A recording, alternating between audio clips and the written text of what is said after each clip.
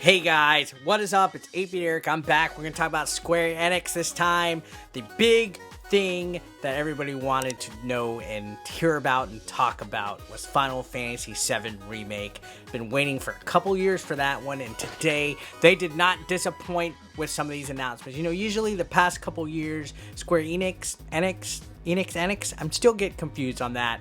But the past couple years, people have been kind of like, come on, Square, come on, what are you doing? Come on, bring it up. And you know what? I feel Final Fantasy VII alone has single-handedly brought back the momentum that Square might have lost during previous E3s. For me, I just thought they've always been great. I've always been a decent Square Enix fan for the most part. I've enjoyed a lot of their games and, of course, their rich history with the Final Fantasy series. And I've been looking forward to Final Fantasy VII coming out for quite some time. So we're going to talk about it, recap. I'm going to talk to you about my a few of these big announcements that they made that caught my attention today in today's video, guys. So let's go ahead and begin without any further ado.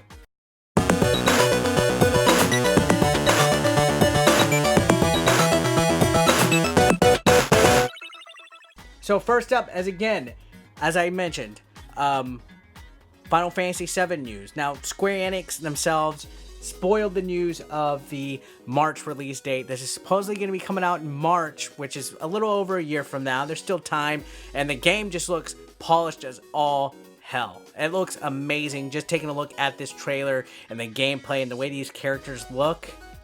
And now we also got the introduction to Sephiroth and Tifa in this game, and they both look amazing, especially Tifa. Now, we got definitely a lot more detail on how the more action-oriented combat of the game performs, and most importantly, how it looks and everything like that. This just looks like it is going to be so freaking epic. This game, it's going to be a game of the decade, just like the original Final Fantasy VII was. So definitely looking forward to this game. I'm glad they came swinging with some information on that. And speaking of Final Fantasy, we also got a couple other announcements. We got an announcement that Crystal Chronicles, which was on the Nintendo GameCube, will also be getting a remaster. It was originally released back then on the GameCube, so it's been a while since this game came out, but it's getting a fresh coat of paint, and it's going to introduce some online multiplayer aspects. The remaster's coming platform-wide as well. They announced that it would be on the Switch, it would be on PS4, iOS, and Android sometime this upcoming winter. So nice little surprise here, actually, that I was not aware of, and I'm super glad that we got a Switch game announced here. You know, a Switch announcement. And it always seems like we get shafted on some of these Switch games as a Switch fan, and I like that it's going to be simultaneously released with the other consoles. And in addition to that, Final Fantasy VIII is going to be getting a release as well. I know that one is often looked at as the black sheep of the Final Fantasy series.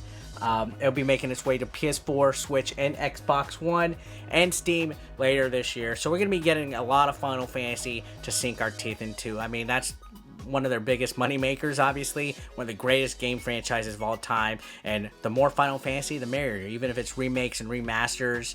Of course, new games is amazing too, but I mean, this is going to be a great time for anybody that's into the Final Fantasy series, and looking forward to playing each of these games. The Avengers game, it was mysterious for a while. There hadn't been much released about it. In fact, it's been quite some time since it's been running through the news and speculation and rumor mills. We got a trailer today that looks amazing. I absolutely cannot wait to play this game. I'm a big Avengers fan. I'm into the Marvel series, the Marvel MCU, and everything about that. And this game actually looks really, really cool. It looks like it's going to have a huge amount of heroes. You know, we saw some of the cast of heroes, Captain America, and some of the most popular ones. And yeah, so it's going to be with a new, like, post-MCU type of vibe to it and stuff like that. The game's launching next May, so we're not too far away, again, just about a little over a year, but it's nice to see how far development has been for this game. It's going to be huge, especially coming off the end game hype. So coming into phase 4 with the Marvel MCU, the Avengers game will be out in the middle of things, and who knows, maybe we'll get some surprising reveals and stuff along the way. Definitely a game that is going to probably more than likely live up to its hype. Very nice of Square to be making this too. It seems out of their realm, kind of. I'm really happy about it. And one more thing, we got an action RPG announced. Lonneke, pardon my Japanese. Anyways, it looks like it has a pretty solemn looking type of vibe to it. The atmosphere and everything looks really interesting about it, and I'm actually really happy about it because this is also coming on the Nintendo Switch. Isn't it kind of weird when there's a game announced at E3 that they basically confirmed Switch support for it, that I get happy even though it's year 3 for the Nintendo Switch? I guess so. But it's also coming on PS4 and Steam in August. You play a character and it says whose duty is to usher lost souls into the next world. So this looks like a very interesting game. I'm feeling the vibe of it. I believe it's made by the same people who made like I Am Setsuna, that, you know, that studio. So I know that is going to be good. They always make very emotional and atmospheric type of video games and stuff. So Square Enix, you guys did good. I think Final Fantasy VII Remake is definitely going to live beyond the hype. I was very satisfied with this presentation. It didn't feel too slow or anything like that. It just felt like these were all huge announcements and they were just firing them pretty good. Showcased their biggest game, their moneymaker, which is Final Fantasy VII Remake. I know a lot of people are going to be happy about it.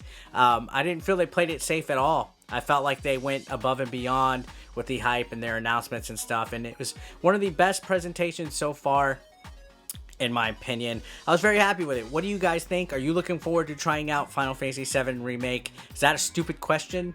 Is there any of you that actually like 8?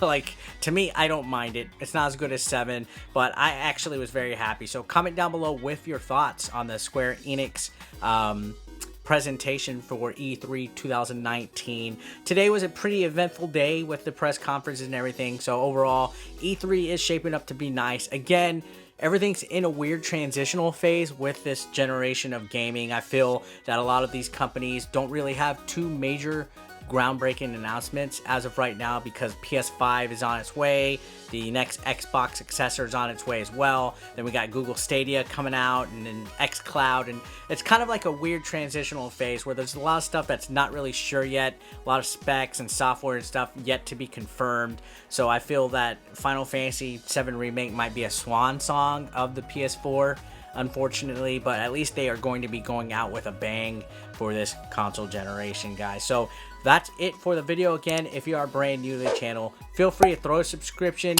Don't forget to click that bell doohickey to get notified of my post notifications when I upload. And I'll see you guys on the next video. Have a great day. Peace out.